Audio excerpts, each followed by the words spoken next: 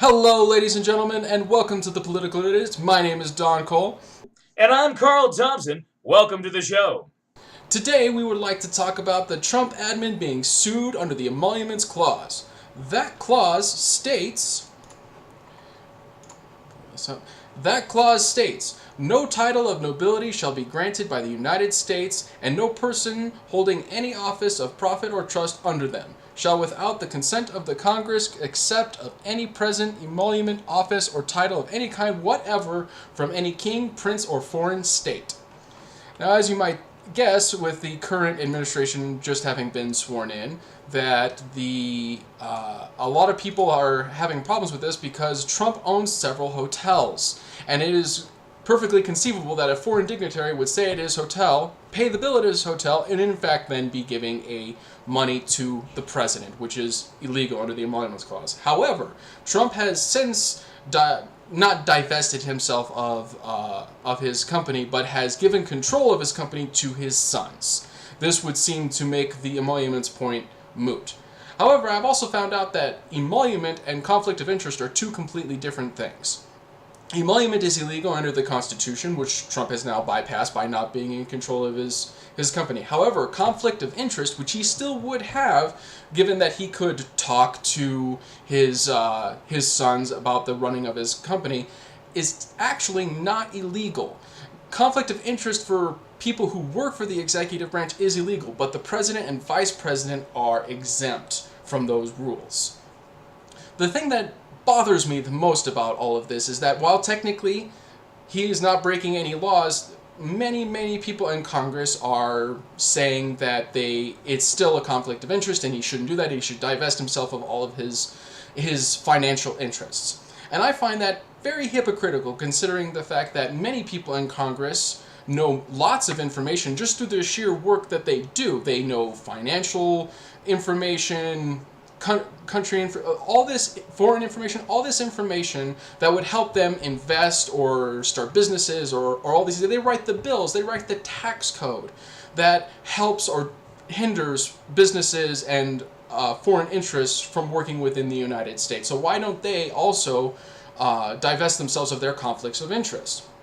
But they don't. This led me down the rabbit hole of finding out, how much do congressmen actually make? How much is their net worth? And while Congress is in charge of their own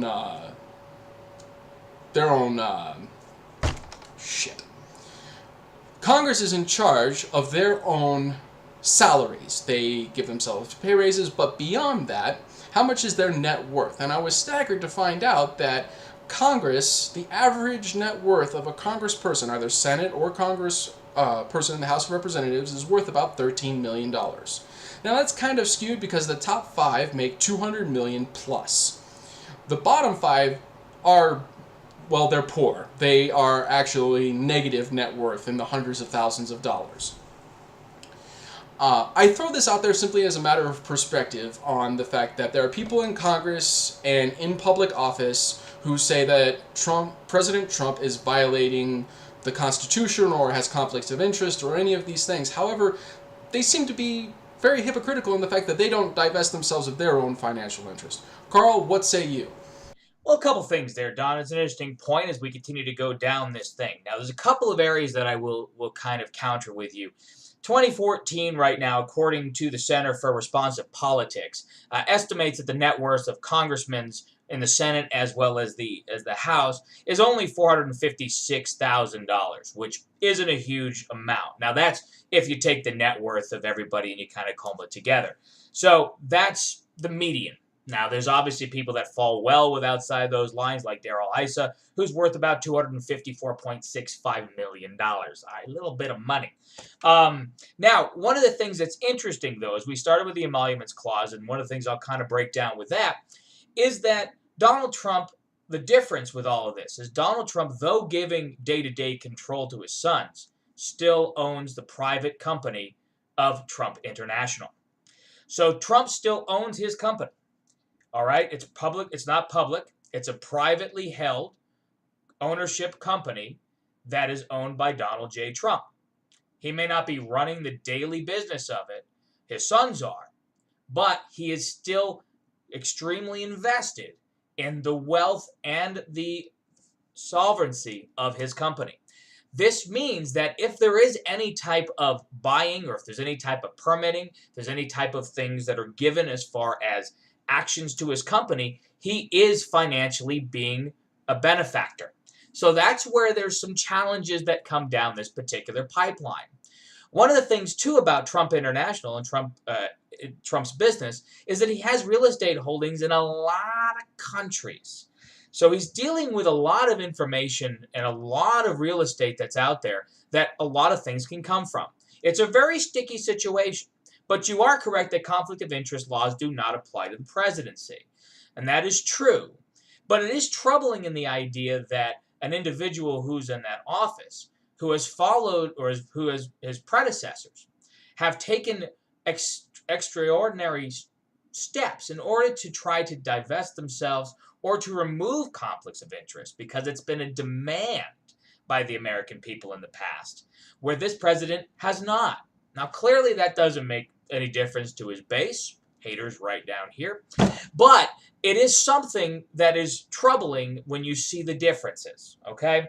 Now, with that going out with Congress, one of the other interesting things, or other politicians, if you will, if you look at Congress, a lot of them made their money. Their net worth is there, it's high, but a lot of that they made prior to entering service, prior to actually becoming congressmen.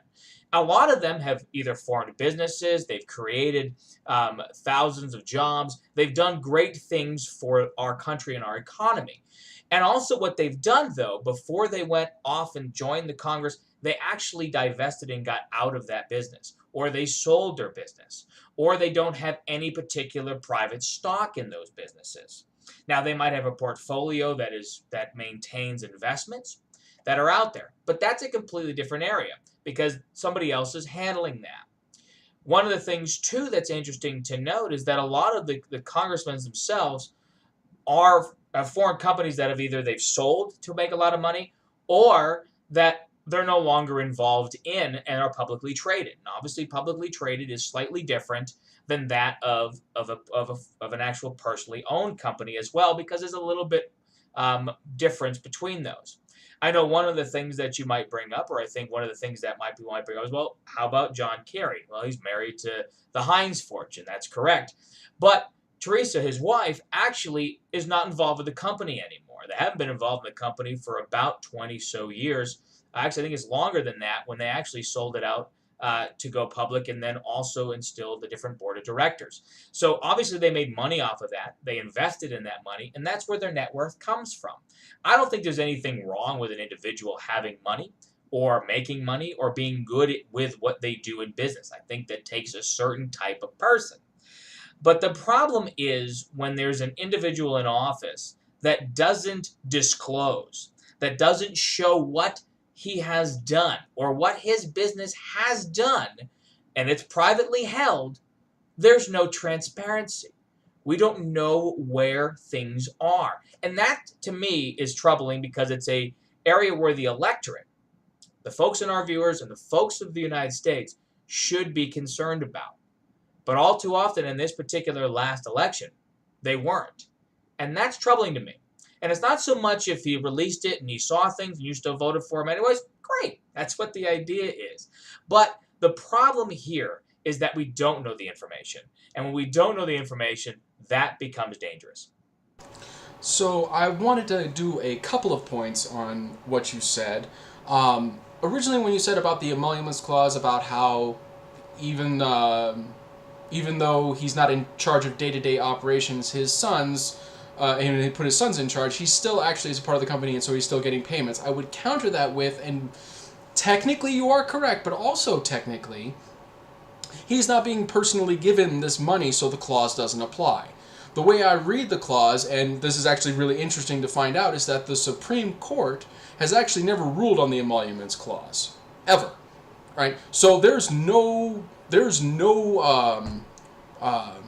Precedent. There's no precedent for what is happening at this point. We've all been working off of what people have done before, but it's not actually been set in stone in law. So this will get to the Supreme Court, and we will eventually have a ruling on the Emoluments Clause. My guess is well, I'll leave my guess for another time when it actually comes to the Supreme Court. But the fact that he's not actually personally being given the money or the funds probably discounts the emoluments clause. And the fact that he's not actually in charge of his business, while still obviously the appearance of impropriety will be there, actually any impropriety will be hard to prove. And one other quick point just on that while we're here is he owns the company. So he is the owner of a private company. So he still gets he may not get direct money, but valuation of the company as it goes up is money to him when he sells it or when he tries to sell it or when he does things. He is still the owner of that company. And it's an important point to note because he is the owner of the company. He's not running it, but he's still the owner of it because he wants to come back and run it again once he finishes his term in office. It is true. I'm not going to deny it. It is true. Moving on to another topic that you brought up that I wanted to touch on is that this notion of disclosing financial information. Now, for the longest time, congressmen, senators, Supreme Court maybe not Supreme Court justice, we'll scratch that from the tape.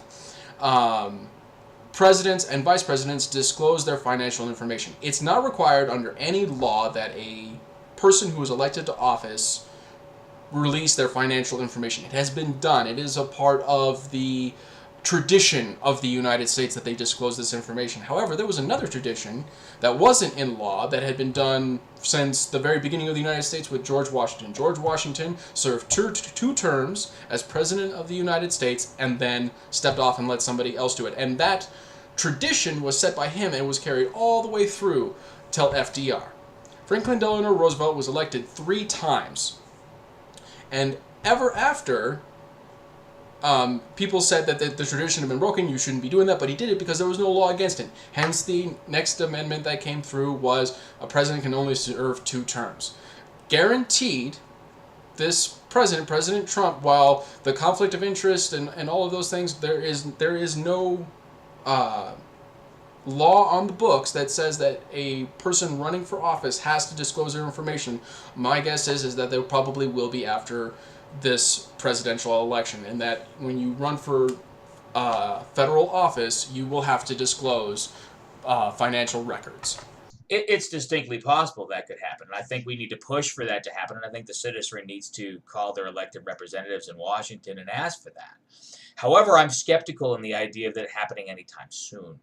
I don't believe that that'll actually happen until either one, the Democrats take back Congress, or until there's a extreme public outcry.